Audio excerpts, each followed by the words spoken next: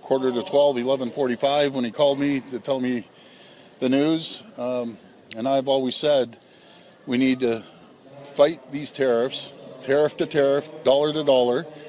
And I'm glad he didn't sign that deal because it was a bad deal. It was a bad deal for Ontario. It was a bad deal for the auto sector, the steel sector, and manufacturing sector. And we never started this fight, but I can assure you we're going to win this fight. We're going to be a United Team Canada. We're going to use every single tool we have here in Ontario, and hopefully the rest of the premiers feel the same way. We have to use every tool in our toolbox to make sure, as Donald Trump is trying to inflict pain on every Canadian, that we inflict pain right back until he realizes that we're his number one customer in the world. And yes, they're our number one customer. But we have to make sure that we look at every single asset that we have, no matter if it's the critical minerals or if it's the steel or if it's the nickel, anything that we have here in Ontario, everything's on the table. How much pain do you think Ontario is willing to take? Because it will be painful, as you said. Yeah, it will be painful, but we have a strong, vibrant, diversified economy. We're diversifying around the world. And I think the job numbers speak for itself. Last month, the federal government put out the job numbers, 70,000 jobs, 52,000 were here in Ontario over 4 months, over 120,000 jobs. These are during uncertain times. You can't get these jobs even in certain times. Our plan is working. When I say our plan is working working with the federal government, with the 444 municipalities. We've seen over $236 billion of investment, and every single day, new investment is coming to Ontario. It's coming to Ontario because we've created the climate with reducing taxes by $12 billion each and every year. We've cut red tape by $1.3 billion.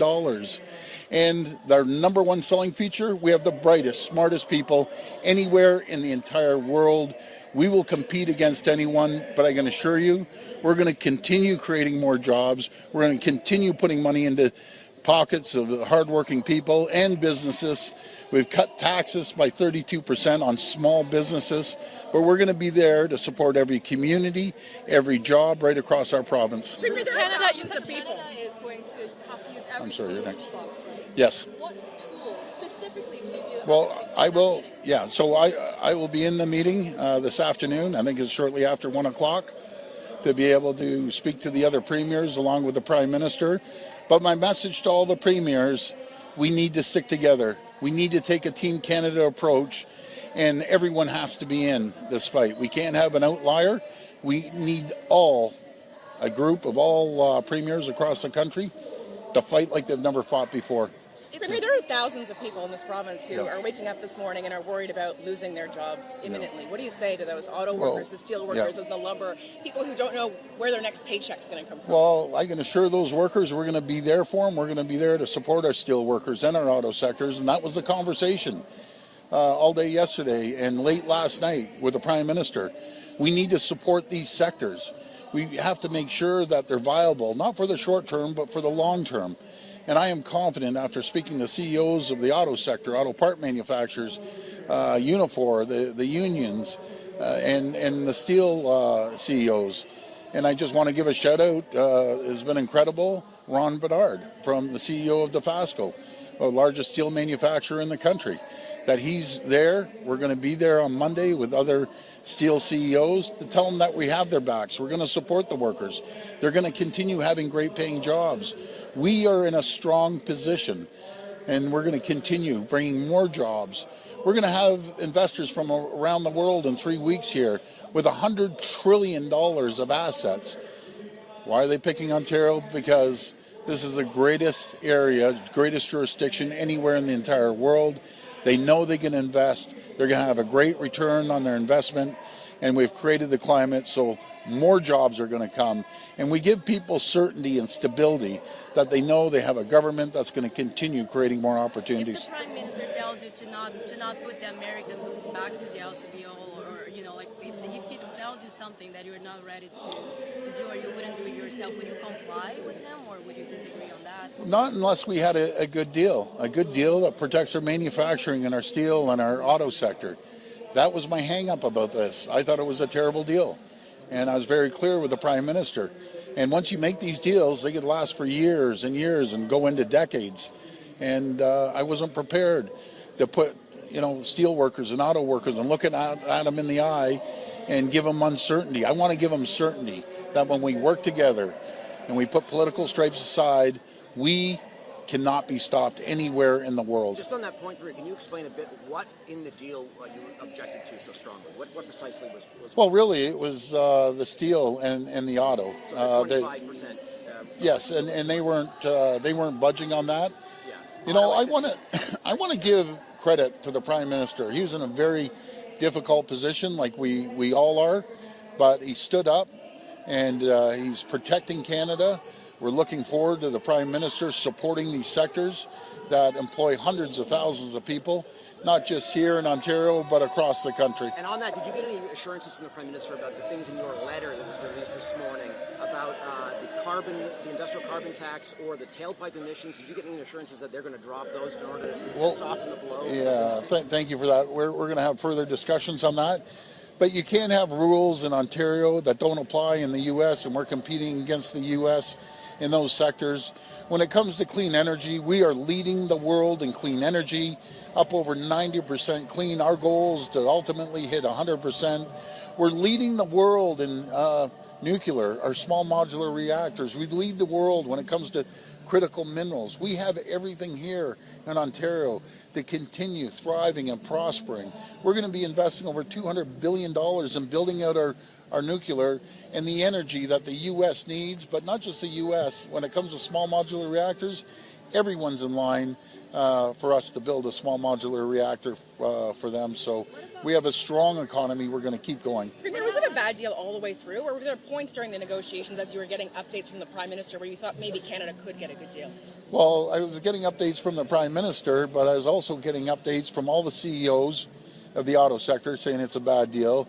I was getting information from Lana Payne, the president of Unifor, bad deal. Auto part manufacturers, bad deal. Steel CEOs, bad deal. And when I listen to the experts in the sectors, it's a bad deal. And I'm glad that the Prime Minister listened, and we're going to be united. We're a Team Canada approach, and we're going to fight with everything we have. We're going to win this economic war, and hopefully we'll get this finished as quickly as possible. Last question. Interprovincial trade. I apologize. Interprovincial trade Premier. Do you have any MOUs? Are you eyeing any other MOUs with any other provinces before the ones you are writing forward? Yeah, so we've signed MOUs with 10 provinces and territories. That will apply to about $200 billion to our GDP in economic development. It's going to increase our GDP anywhere from 4 to 6%. Folks, we have everything we need to make sure that we thrive and we prosper. So I'm very confident we're going to come out on top. There's going to be a few bumps in the road, but when we stick together, no one can stop us. I just want to thank you. I got to run. Yes, we'll be talking to all the provinces. One more, sorry. Beatrice's question there. So you were of the opinion that the deal was bad on Wednesday. The Prime Minister said that the deal got worse in the last minutes, and it did get worse. Yeah, but you were opposed on Wednesday as well? Yeah, I was opposed. It just wasn't a good deal. But you were ready to not lift the LCBO ban, for example, on Wednesday? No, I wasn't, but I'm glad. This is very complicated. And again, I'm going to give the Prime Minister credit one more time. It's very complicated, folks. And, President Trump, he can't be trusted. Simple as that. He changes the deal. He keeps moving the goalpost. Let me tell you about President Trump. President Trump is the type of person that would steal your lunch money the first day. He'd steal the toque off your head the second day, and the third day he'd steal your running shoes. He is not to be trusted whatsoever. We need to stay united. But folks, I have to run to the meeting. Have you heard from any of the governors? I'm sorry? Have you heard from any of the governors that you've been working with Yes. for the last year and a half? How are they Yeah, reacting? and you know, that's what I feel bad, because there's a lot of governors, a lot of American people that are going to get hurt that actually support Canada, and they don't support attacking their closest ally and friends. But if you look at the numbers, folks, President Trump numbers are down. He ran on creating jobs. We created more jobs than all 350 million people in the U.S. combined last month, just Ontario alone. Inflation's going up, cost of goods are going up. And I'll tell you the reason they're going up. Because he's attacking his closest ally, his number one customer. You notice cost of housing is going up because 1/3 of the lumber they use to build homes comes from Canada. So if you want to keep attacking and tariffing Canada, a tariff on Canada is nothing more than a tax on the great American people. And the American people are great. Not so much for the president, but we'll keep going. Folks, I got to get online with the Prime Minister. I want to thank you. Stay strong, and we'll win this battle. Thank you. Thanks, everyone. Thank you. Thanks, Premier. With other countries, or reduce our trade with other countries because the Americans tell us to, would reduce us to the economic equivalent of the 51st state. It's never acceptable to Canadians, and the Prime Minister and his team rightly walked away from any suggestion that we would agree to that. In fact, as Canadians and as British Columbians, what we need to do is the complete opposite, and it's what we've been doing since this started. And even before then, we've been diversifying our markets. We've been doing trade missions to other countries, opening trade offices, finding countries that want to trade with us because British Columbia and Canada has, in the Prime Minister's words, what the world wants. We're proud of that in British Columbia, and it is how our province has been able to grow despite a full frontal attack from our closest trading partner and, up until this point, our closest ally in the world. I have shared with the Prime Minister my commitment to the national project that we are on behalf of British Columbians, that British Columbians will stand strong with Canada, that we will do our part, that we understand our advantages in terms of our geographic positioning, the resources we have, and our people, and that we will use this to the advantage of the entire country to ensure that we weather this moment. It is clear that the current U.S. administration cannot be trusted. You just can't trust Trump. Even if an agreement had been signed, how long would it have lasted? For long-term economic security for British Columbians and Canadians, we have to strike out on our own. We have to stand on our own 2 feet. That was as true 2 years ago when this unfair economic attack was launched on us by the United States as it is today. I am very proud with how British Columbians and Canadians have responded. I am devastated by the impact that this will have on hardworking families in British Columbia and across the country for no reason.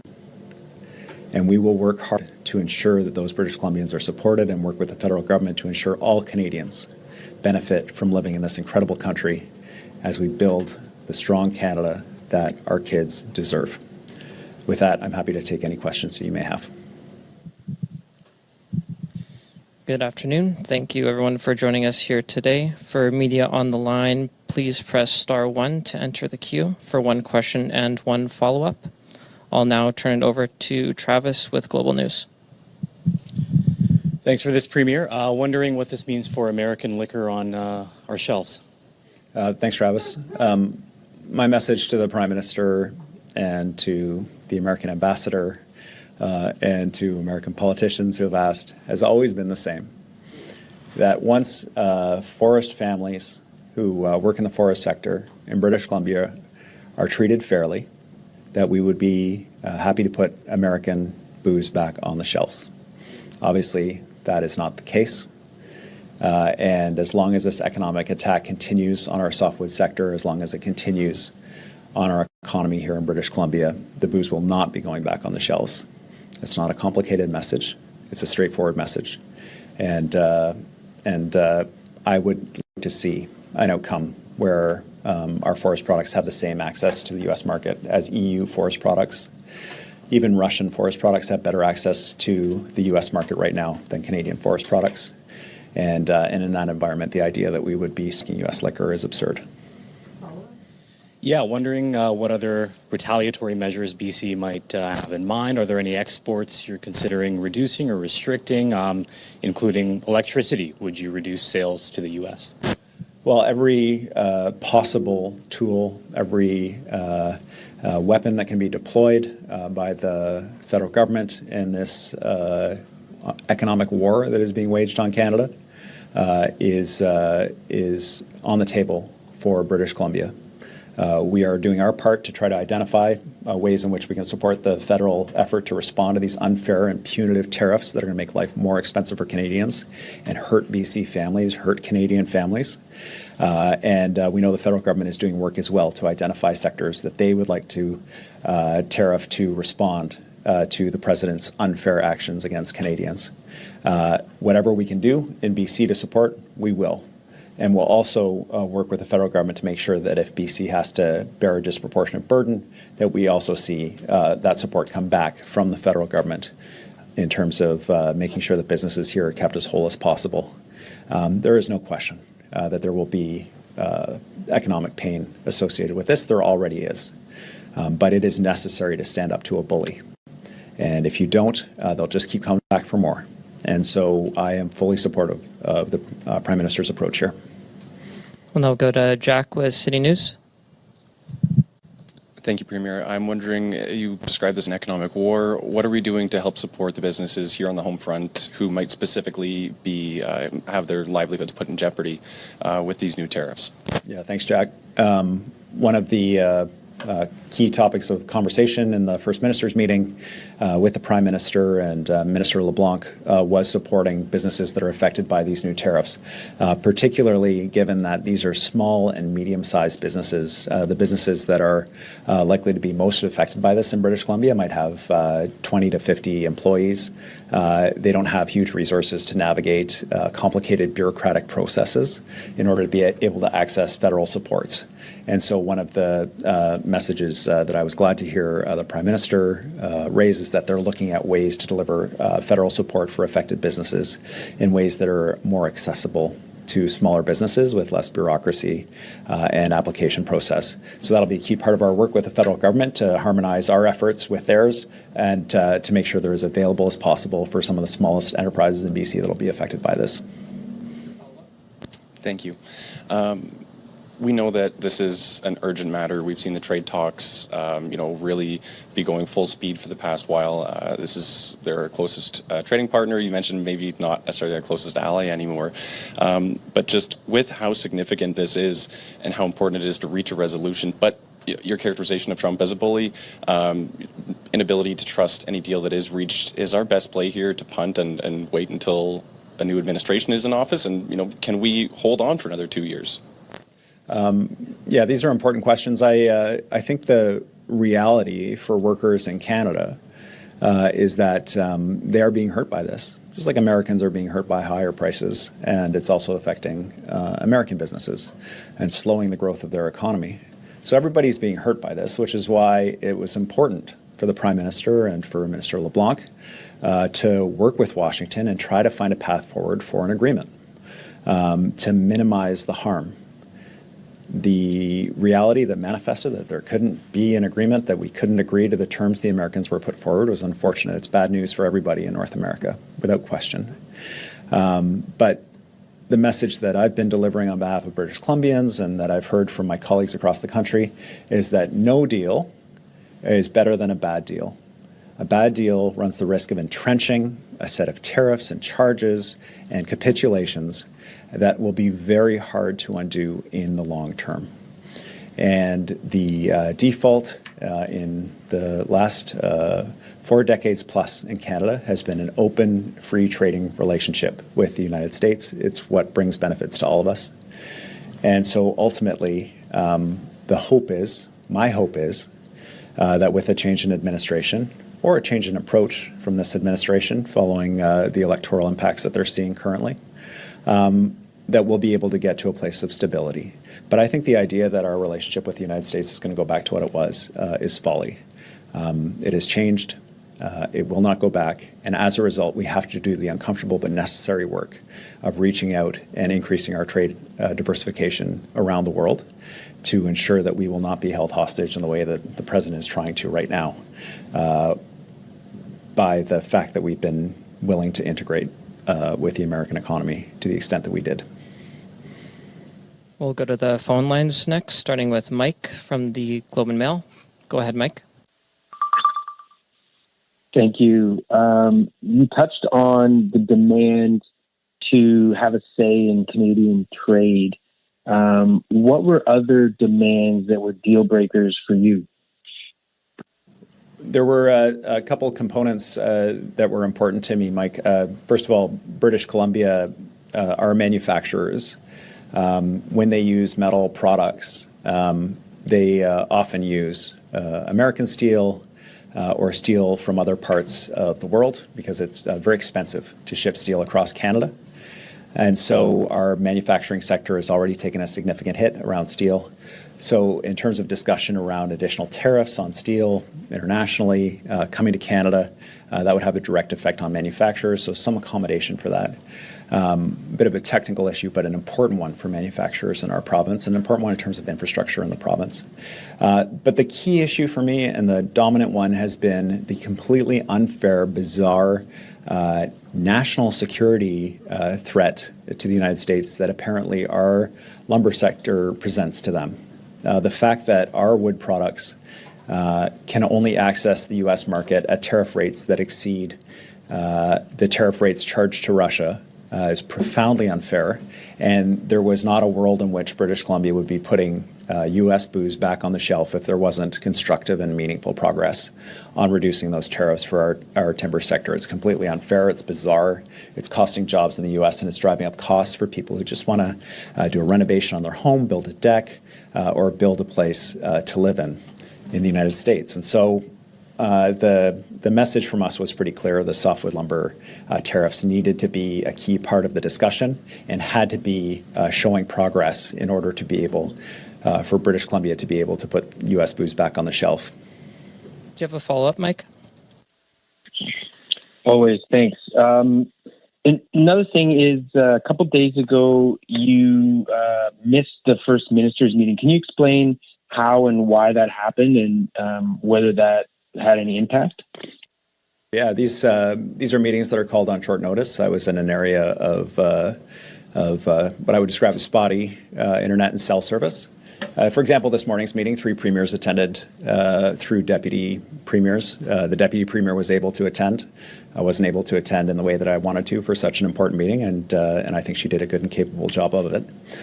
In order to receive the update from the Prime Minister, it's not my understanding that that led to the collapse in the trade negotiations. We'll go next to Thomas with Bloomberg. Go ahead, Thomas. Hi, Premier. You said a few weeks ago that it isn't right that the US should tariff forestry, but also seek Canadian critical minerals at the same time. And listening to Premier Ford this morning, he was also talking about Canada's mineral wealth. Is there some specific idea that you are batting around with other premiers and the Prime Minister around using them as leverage, either export taxes or some other kinds of controls? Thanks for the question, Thomas. I just note the absurdity of the current U.S. position. You know, the ambassadors up here holding meetings with mining companies, trying to find secure supply chains for American business that will feed in the rare earth elements, the minerals and metals that they need to be able to produce their products to grow their economy, and doing that at the exact same time as the president is attacking key sectors of the Canadian economy and the British Columbia economy. The idea that you can simultaneously attack Canadians and also benefit from what's in Canada, which the rest of the world also wants, is an absurd one. It makes no sense. And it is reflective of this administration's entire approach to their relationship with Canada. They want to have all the benefits of a relationship with Canada, but they also want to punish Canadian workers, to bully us, to tell us who we can trade with. It is the definition of an abusive relationship. They cannot have a positive relationship with Canada and benefit from what is in this country, while at the same time attacking us, running us down, and saying that they want to take us over.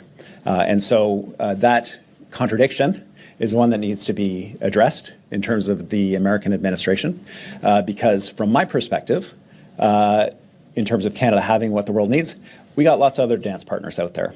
And we'll be doing a lot of work here in British Columbia. I know the federal government will, to be expanding our trade around the world. And the Americans can make up a decision about where they'd like to go, but that'll be without Canada, in my opinion.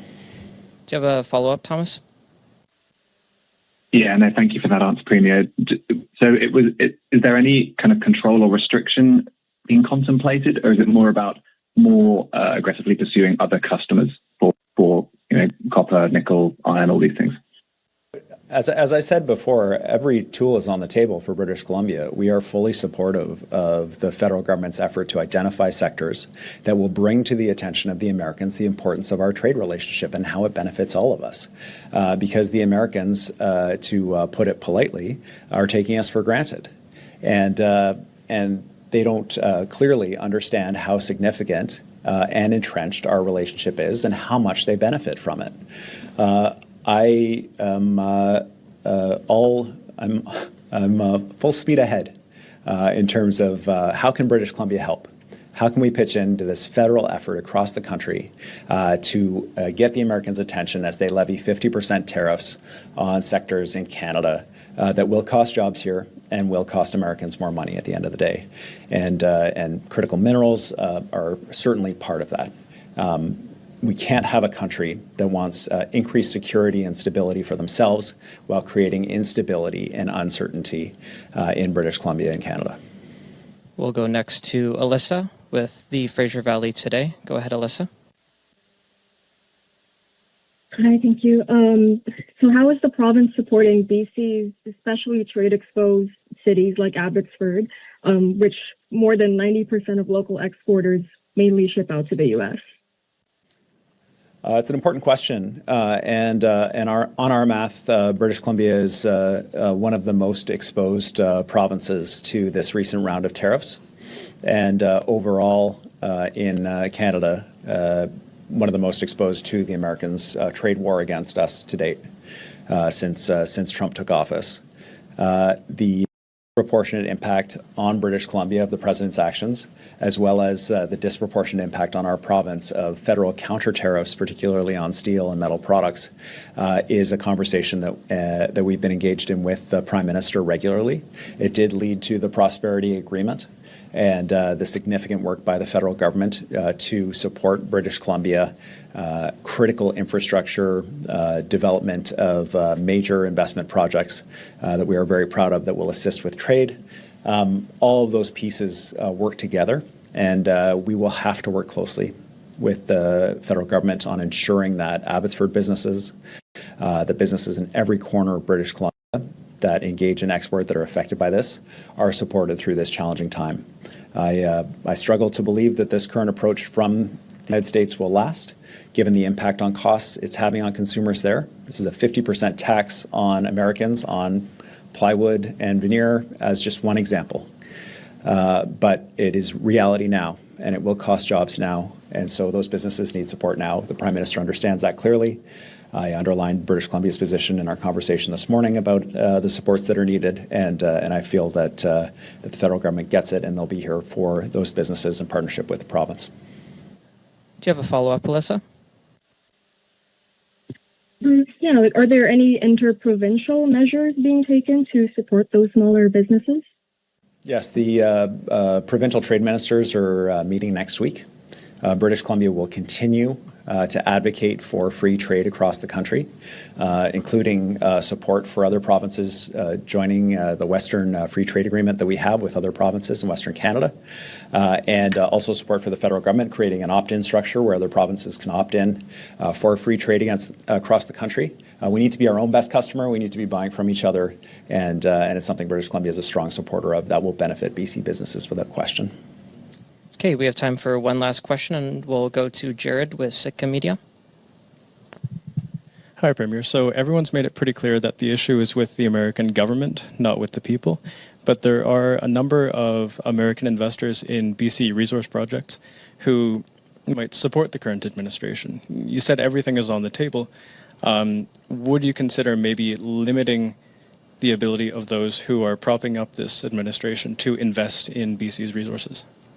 The key interest and the key value that I think British Columbians would support, and I think that Canadians support, is that we're all going to work together as a country to do two things. One is to strengthen ourselves as a country so that we're less dependent on the United States and our kids don't find themselves in a similar position ever again. And that's in trade diversification, it's building up our infrastructure, and so on. The other piece is man, is it frustrating to have a country that gets so much good stuff from Canada and then turns around and treats us like something they found on the bottom of their shoe. And so we need to send a message to them to stop taking Canada, stop taking British Columbia and all the provinces and territories for granted. And whatever tools are available to do that, British Columbia is game for that. And I have expressed that to the Prime Minister. He and his team are putting together an initial list. We're providing feedback to them. And we will support that effort. There will be pain involved, and we will work with the federal government in mitigating that as best we can. But it is nothing compared to what we would face in the long term becoming a colony of the U.S. The issue is very much about ensuring fair treatment for British Columbians and Canadians. And one of the ways that BC in particular can, end its reliance on the U.S. is to have more value-added manufacturing. Minister Parmar, he talked about that a little bit a few weeks ago, but given these recent developments, is that something you're going to be pushing more for? Yeah, thanks. And that's an important question. This newest set of tariffs that has just taken effect squarely targets a sector of the wood economy in British Columbia that we've been trying to build up, which is manufacturing, trying to get more jobs per tree for the forest sector. We've had good success in that. We've supported additional investment from forest companies to buy equipment to be able to build things like furniture, flooring, building materials from wood products, create more jobs. And this new tariff targets that specifically. So for a sector that is already feeling significant strain of low global prices, to have this new tariff is quite devastating for those companies that put that foot forward. But it also underlines how absolutely crucial it is that we're building relationships with other countries to increase that trade, and how important the free trade agreement, for example, with India is. India has a 10% tariff on Canadian wood products. A free trade agreement with India opens that entire market up to Canadian wood products. So this is the kind of work that we're pushing for, recognizing that the United States under this president will be an unreliable trading partner for the near term, and all we can hope is not for the long term. Thank you, everyone. That concludes today's event. Great. Thanks very much, everybody.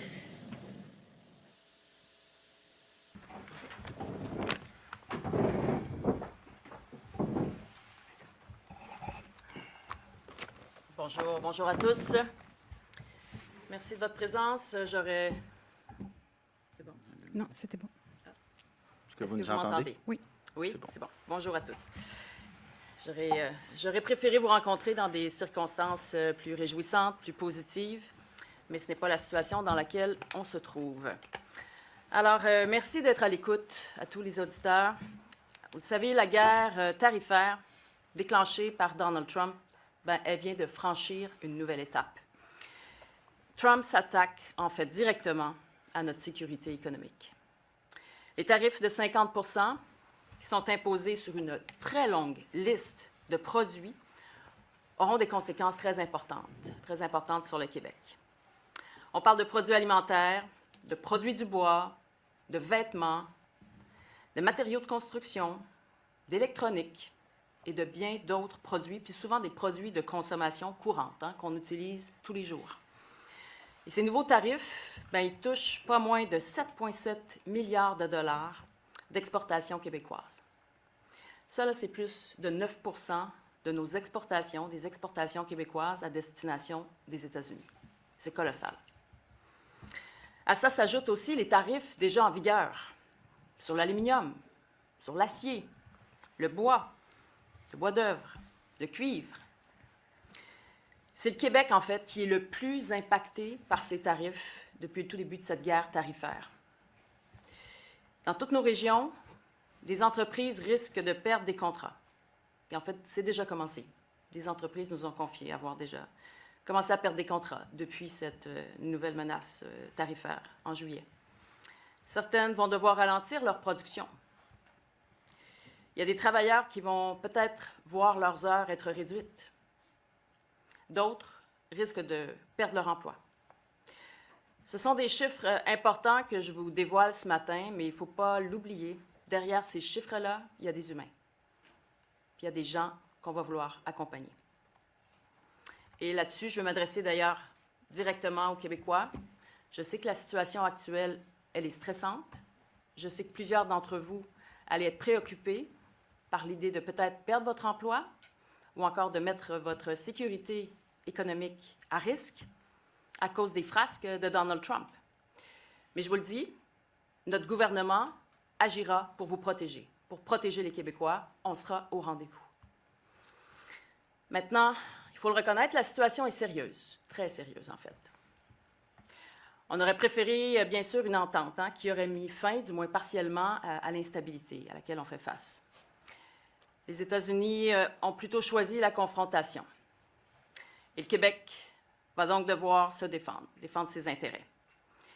Tant que les Américains vont mener cette guerre tarifaire contre nos entreprises, contre nos travailleurs, je ne remettrai pas les produits alcoolisés sur les tablettes, les produits alcoolisés américains sur les tablettes de la SAQ. On va aussi continuer de pénaliser les entreprises américaines dans nos appels d'offres publics. Mais ma responsabilité, notre responsabilité, elle ne s'arrête pas là. On doit soutenir les entreprises et les travailleurs qui subissent directement les conséquences de cette guerre commerciale. Aujourd'hui, avec Bernard Drainville, notre ministre de l'Économie, Innovation, Énergie, également Investissement Québec, on met en place 2 programmes d'aide. Le premier, c'est le programme Force. Il s'adresse aux entreprises du secteur manufacturier, également des entreprises du secteur primaire, dont le chiffre d'affaires atteint au moins 2 millions de dollars et qui sont fortement touchés par des tarifs américains de 25 % ou plus. Ce programme-là va leur donner accès aux liquidités nécessaires pour maintenir leurs activités, protéger les emplois également, et si la guerre tarifaire devait traverser les prochains mois. Les entreprises pourront bénéficier d'un moratoire sur le remboursement pouvant aller jusqu'à 24 mois. Puis, elles profiteront également d'un congé d'intérêt pour la première année de ce programme. On met aussi en place un programme d'aide d'urgence aux petites et moyennes entreprises. Il s'adresse aux PME, dont le chiffre d'affaires est situé entre 1 et 2 millions de dollars. Ces entreprises vont pouvoir obtenir auprès de leur MRC un prêt pouvant atteindre 150 000 $. Ce prêt-là va être sans intérêt puis accompagné d'un moratoire de 12 mois sur le remboursement. Puis les fournisseurs et les sous-traitants, c'est important de le souligner, de ces entreprises-là vont pouvoir aussi être admissibles à ce programme parce qu'il y a là aussi des victimes, je vous dirais, indirectes de ces tarifs.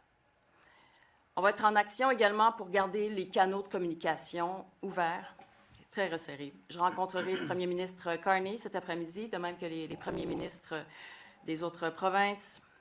Et je demanderai bien sûr au fédéral de soutenir les travailleurs, soutenir les entreprises affectées. J'ai aussi convoqué le milieu économique, le milieu agricole, les syndicats de travailleurs et les institutions financières. On doit tous être sur la même longueur d'onde pour protéger notre économie. J'ai finalement demandé aussi à rencontrer les chefs des partis politiques parce que c'est le temps de se serrer les coudes. On doit donner de l'oxygène à notre économie, à nos entreprises, leur permettre de continuer à produire, leur permettre de conserver garder leurs équipes. Je vais être claire, on ne pourra pas, seul, éliminer toutes les conséquences de cette guerre tarifaire. Mais les Québécois ne porteront pas seuls le poids des décisions de Donald Trump. Je serai présent, notre gouvernement sera présent. On va aussi continuer de défendre les intérêts du Québec auprès du fédéral. Ottawa, il est responsable des négociations commerciales avec les États-Unis et doit dès maintenant aussi prendre ses responsabilités. Le fédéral doit être là pour soutenir les travailleurs et les entreprises. De notre côté, nous allons aussi suivre, bien sûr, la situation de manière très attentive, entreprise par entreprise, secteur par secteur, région par région. Et puis, on va ajuster notre aide si c'est nécessaire. Avant de terminer, j'invite les Québécois à se mobiliser. Se mobiliser collectivement. Puis, quand c'est possible, ça, c'est un geste concret, acheter québécois. C'est important. Acheter québécois, ce n'est pas un geste économique, c'est un geste nationaliste, c'est un geste de solidarité. Comme ça, quand on achète québécois, eh bien, on soutient nos travailleurs, nos entreprises, nos régions également. Et si chaque famille achète ne serait-ce que 25 $ de produits québécois plutôt que de produits importés à chaque semaine, eh bien, on va injecter 3 milliards de dollars en retombées économiques au Québec. Comme quoi, de petits gestes peuvent développer de grands effets, de grands impacts positifs. Le Québec, on le sait, a déjà traversé des périodes économiques difficiles. J'étais d'ailleurs ministre à l'économie quand les premières vagues tarifaires ont débuté suite à l'arrivée de Donald Trump. Chaque fois, on a tenu bon. On a tenu bon parce qu'on a agi ensemble, avec sérieux, puis avec détermination. C'est ce qu'on va faire encore une fois. Ma priorité, elle est claire, c'est de protéger notre économie, protéger nos entreprises et nos travailleurs. Puis je vais prendre tous les moyens nécessaires pour y arriver, de même qu'à mes collègues. On n'a pas choisi cette guerre commerciale-là, mais on va choisir la façon que le Québec aura d'y répondre. Et on va agir pour sortir de cette crise plus fort. Sur ce, je veux remercier mes collègues, d'ailleurs ici présents, Donald Martel, Bernard, également Éric Girard, Christopher. Ils ont tous été à l'œuvre avec nous, de même qu'un immense remerciement à ma chef de cabinet, Geneviève Bellil, qui a été en discussion constante avec le fédéral, toute la nuit même. Et voilà, on a été vraiment dans un dialogue très resserré avec le fédéral et on le sera avec l'ensemble des acteurs économiques qui seront touchés. Et on va être en contact aussi avec les municipalités qui seront impactées le plus durement. C'est des communautés qui risquent d'être impactées de manière très directe.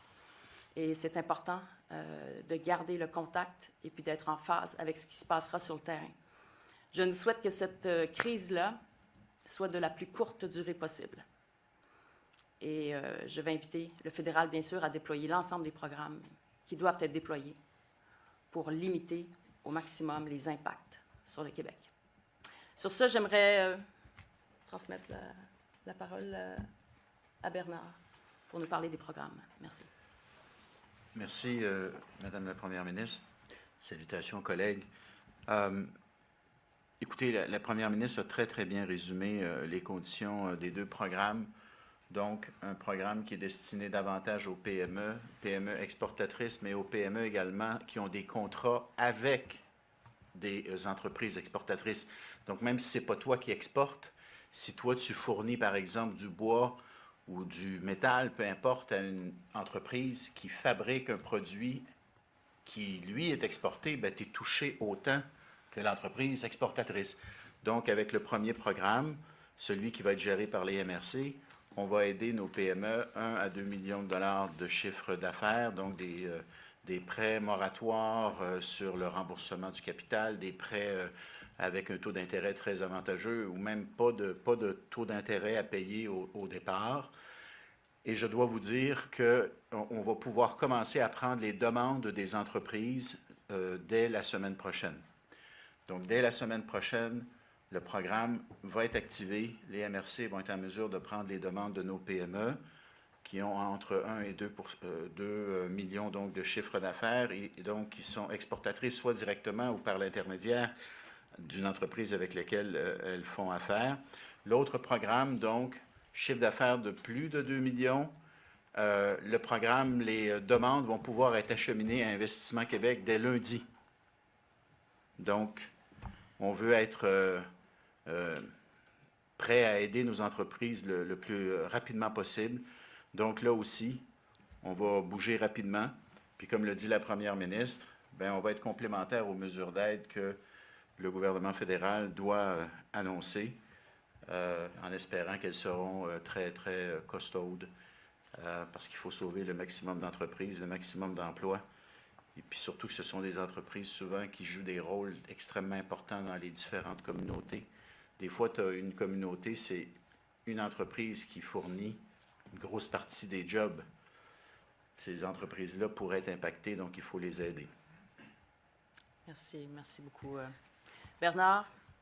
Merci, Madame la Première ministre. Merci, Monsieur Drainville. Nous allons passer à la période de questions. Comme vous le voyez, un micro est mis à votre disposition. Nous allons y aller par une question, une sous-question en indiquant votre nom et le média pour lequel vous travaillez. Merci. Merci. Bonjour à vous tous. Édouard Baudouin de Radio-Canada. Madame la Première ministre, comme vous le savez, le Premier ministre fédéral a décidé hier de quitter la table des négociations, raison pour laquelle on se retrouve tous ici aujourd'hui. Est-ce que M. Carney a pris la bonne décision, selon vous, en quittant la table des négociations et pourquoi? Bien, suivant les informations que l'on a, c'est que la souveraineté du Canada, et ce qui la caractérise, était objet de négociation, en fait. Du côté américain, il y avait volonté de négocier de ce côté-là sur des enjeux qui affectaient la souveraineté du Canada. Notamment, je pense à la définition de nos politiques en matière de tarifs. Et il y avait des lignes rouges à ne pas dépasser. Elles ne l'ont pas été. Mais il y avait une volonté de mettre encore plus d'éléments en négociation dans les derniers moments de la négociation, de la discussion. Et je pense que c'était la bonne chose à faire pour le fédéral. Comme vous le savez, ça survient à quelques jours du déclenchement de la campagne électorale. Est-ce que ce serait possible, croyez-vous, que vous suspendiez votre campagne le temps de gérer cette crise tarifaire? Écoutez, je ne m'avancerai pas là-dessus dès aujourd'hui parce qu'on va voir quelle orientation, quelles seront les suites. Est-ce que les discussions, par exemple, entre le Canada et les États-Unis vont reprendre rapidement? Si c'est le cas, bien là, je pense qu'on va réduire l'intensité des enjeux, l'intensité de la crise. Donc, ça va dépendre de l'évolution. Merci. Merci. Prochaine question. Bonjour, Marc-Antoine Nouniez pour TVA Nouvelles. Vous avez sûrement écouté la déclaration de Mark Carney. Il disait que ça avait accroché notamment sur les questions de la souveraineté, oui, mais également de la découvrabilité des produits, de la langue française. Est-ce que vous savez à quoi il faisait référence? Est-ce que c'est justement votre loi sur la découvrabilité, C-18? Avez-vous des détails là-dessus? En fait, effectivement, ça semble être la loi qui a été adoptée sur la découvrabilité, puis également des éléments en lien avec la Charte de la langue française, par exemple la présence du français sur des appareils de consommation, soit des appareils électroniques, par exemple, ou des électroménagers, ou encore la disponibilité de guides d'emploi, modes d'emploi en français. Donc tout ça, il semblerait que c'était des éléments qui étaient proposés pour négociation par la partie américaine. Et puis, il y avait une ligne rouge qui ne devait pas être dépassée puis qui ne l'a pas été non plus. Vous avez parlé de possibles pertes d'emplois. Avez-vous une estimation du nombre d'emplois qui pourraient être touchés? Est-ce que, quand on entend vos propos, on peut peut-être même faire des parallèles avec la COVID? Est-ce que ça pourrait être comparable à cette quantité de pertes d'emplois? Il est trop tôt encore pour savoir combien d'emplois sont à risque. C'est sûr qu'il y a beaucoup à risque. Tout va dépendre, bien sûr, de la durée de l'application de ces tarifs. Ça va être déterminant pour connaître l'ampleur des impacts, mais j'aimerais que le ministre des Finances nous partage sa lecture sur la suite des choses. D'abord, il faut être conscient que le conflit commercial a commencé dès février 2025, donc on a déjà des impacts qui sont importants. Et là, cette nouvelle escalade a évidemment des effets marginaux et si ça perdure, mais il y a des effets au niveau de la production, des exportations, de l'emploi. Vous savez, nous avons déposé le rapport préélectoral cette semaine, au début de cette semaine. C'est une semaine qui était particulièrement longue.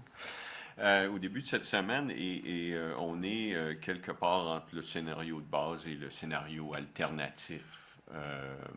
Alors, c'est clairement, de nouveaux tarifs amènent des impacts marginaux et trop tôt pour les quantifier exactement, mais on a des estimés, oui. Est-ce que c'est comparable à la pandémie?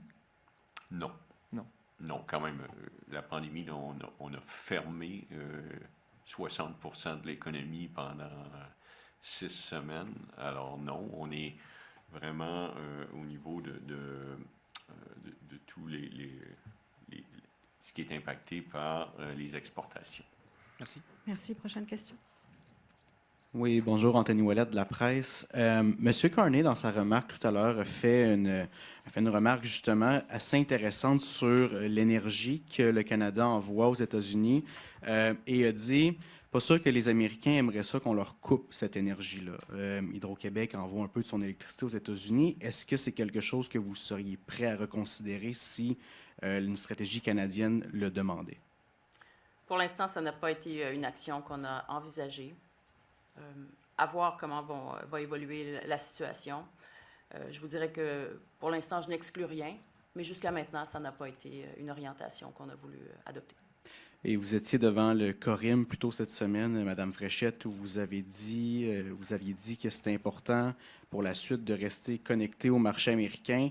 Avec tout ce qui s'est passé hier et ce matin, est-ce que c'est encore quelque chose que vous croyez ou est-ce qu'à un certain point, il y a une relation de confiance et d'affaires qui va être complètement brisée là, avec les États-Unis pour le Québec? Bien, c'est important de garder ce grand partenaire commercial que sont les États-Unis. Il faut voir aussi que l'approche adoptée par l'administration américaine n'est pas nécessairement l'approche adoptée par les Américains. On a à côté de nous notre plus grand partenaire commercial et ça va le rester. On ne peut pas imaginer que les États-Unis ne soient plus notre partenaire commercial de plus grande importance, considérant la géographie, considérant la taille de ce pays. Mais il va falloir trouver des voies de passage. Il faut rétablir un cadre normal dans lequel les entreprises peuvent évoluer. En ce moment, la crise tarifaire, elle affecte, oui, des contrats des entreprises, mais aussi, elle amène plusieurs joueurs, plusieurs entreprises, plusieurs investisseurs à mettre leurs investissements sur la glace. Donc, il y a des décisions d'affaires qui sont reportées ou qui seront complètement annulées. Certains considèrent même d'être délocalisés pour la suite des choses aux États-Unis. Donc, ça peut prendre toutes sortes de formes, mais reste que notre relation avec les États-Unis demeure primordiale. Il va être important d'établir un cadre réglementaire adapté adéquat, en fait, pour permettre à nos entreprises d'être compétitives. Et j'inclus aussi le partenaire mexicain. Parce que notre espace économique nord-américain, il est stratégique, il est crucial et il doit rester au cœur de notre politique. Merci. Prochaine question. Oui, bonjour, Coralie Laplante de la presse canadienne. Vous avez dit que vous rencontrez M. Carney cet après-midi. Quel est votre message principal, la première chose que vous allez faire valoir à M. Carney?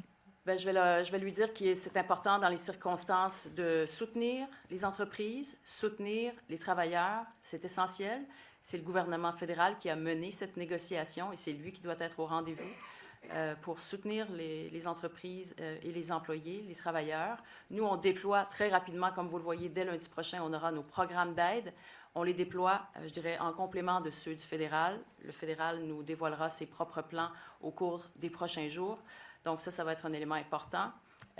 Également, je veux que l'on discute des mesures qu'il compte adopter, des mesures de représailles, parce que ces mesures peuvent être, je dirais, d'un impact négatif pour nos entreprises. Et il va être important d'adopter les mesures qui maximiseront l'impact sur les Américains, mais qui minimiseront l'impact sur nos entreprises. Donc, les mesures de représailles, il va être important de les élaborer avec nous. Nous sommes en contact avec les acteurs économiques, les dirigeants d'entreprises, dirigeants d'associations économiques. On veut élaborer ça en collaboration avec eux, comme on l'a fait d'ailleurs dans les premières vagues de la guerre tarifaire. On a toujours été en contact. Je l'ai été dès les premiers jours suite à l'arrivée de Donald Trump, avant même qu'il n'arrive à la Maison-Blanche. Et ça n'a pas cessé depuis. On a aussi nommé notre émissaire, Louise Blais, pour surveiller ça. Donc, les mesures de représailles, ça va être un élément très important aussi. Et voir quelles sont les perspectives aussi pour la suite des choses. Quelle stratégie pense-t-il adopter? Et est-ce qu'il y a une lueur pour penser que des négociations reprendraient rapidement? Puis vous avez mentionné lors de la conférence de presse qu'il y a des communautés entières qui vont être touchées au Québec. Quelle communauté en particulier vous vous attendez à ce qu'elle soit touchée le plus fortement par ces droits de douane? Je ne m'avancerai pas sur des noms de communautés ou des régions, mais n'en demeure pas moins qu'il y a des municipalités qui sont mono-industrielles. Donc, s'il s'avère que soit une industrie en particulier soit durement affectée, plusieurs municipalités seront impactées. Ou encore, on a des municipalités où un grand employeur a un impact significatif sur la vitalité économique de la région. Et bien, c'est sûr que ces municipalités-là, elles auront une période difficile à traverser. Maintenant, on sera là au rendez-vous pour épauler et pour défendre les intérêts des entreprises, du Québec également, auprès du fédéral, auprès des négociateurs américains. Et ça risque donc d'être une période difficile si ça se prolonge. Mais mon souhait, bien sûr, c'est notre souhait à tous, c'est que ce soit de la plus courte durée possible. Merci. Nous allons maintenant passer aux questions en anglais. Good afternoon, Prime Minister Frechette. On the matter of protecting Quebec's French identity, if you were to speak to President Trump right now, what would you say to him? Well, I would tell him that our culture, our language is central to our identity, and it is important to exclude that of the negotiation table. And I think that some of his cabinet member can understand that. I'm thinking notably about Jameson Greer, who speaks a very good French and is sensitive to that linguistic diversity. I think that they can understand that it is something essential to us, and therefore I would maintain our view strongly during that conversation. And amid where the negotiations are now, do you still have trust in Prime Minister Carney? Oh, yes, I do. I hope that we will get to an agreement. I think that he has respected our will, our demand, since the beginning of this negotiation. And it was important for us, and he has respected that. So I look forward to working with him in the coming days, weeks, and probably years. if Quebecers want me to do so. Oui, bien écoutez, j'ai confiance dans le premier ministre canadien pour mener cette négociation de la façon qui respecte les demandes des Québécois du Québec. On avait demandé à ce que soit respectée cette question de l'exception culturelle, respecter également le français, respecter également la gestion de l'offre. Ce sont des demandes qui ont été respectées dans le cadre de la négociation, qui malheureusement a échoué. Mais je suis confiante que la suite des choses va nous permettre d'avancer. On retourne de deux dernières questions en anglais. Oui, en français pour moi. Pardon. Félix-Antoine Beatty, Cogeco Nouvelles. Je voulais savoir, avez-vous une petite idée de combien ça va coûter les deux programmes que vous annoncez aujourd'hui? C'est trop tôt. Ça va dépendre de l'encours des prêts et puisque nos programmes sont en complément des programmes fédéraux qui eux-mêmes ne sont pas annoncés encore. C'est un peu tôt pour dire ça, mais certainement nous avons les crédits nécessaires pour octroyer ces prêts-là. Et si la demande était très forte, parce que la situation perdure, il faudra amener des crédits additionnels, par exemple à la mise à jour économique de l'automne. Mm-hmm. Puis bon, on sait que les contre-tarifs, c'est les Québécois qui vont les payer. Avez-vous certaines mesures de prévues pour aider les Québécois, des crédits d'impôt, peu importe? Je pense que la principale mesure, c'est l'assurance emploi. Hein? C'est le véhicule qui a été utilisé durant la COVID et on sait qu'en bonifiant les prestations, il y a moyen de maintenir des emplois, maintenir des emplois en entreprise. Alors, pour ce qui est de l'aide directe aux travailleurs, c'est le gouvernement fédéral avec l'assurance emploi.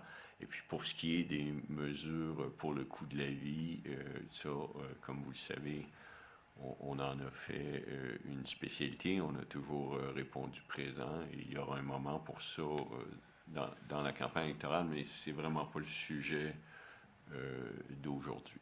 Merci. Prochaine question. Hi, Matt Grillo with CTV News. Premier Frechette, what's the main priority and the top concern that you'll bring to the Prime Minister this afternoon? I will mention that it is essential to protect businesses, protect workers that are affected, impacted by these new tariffs.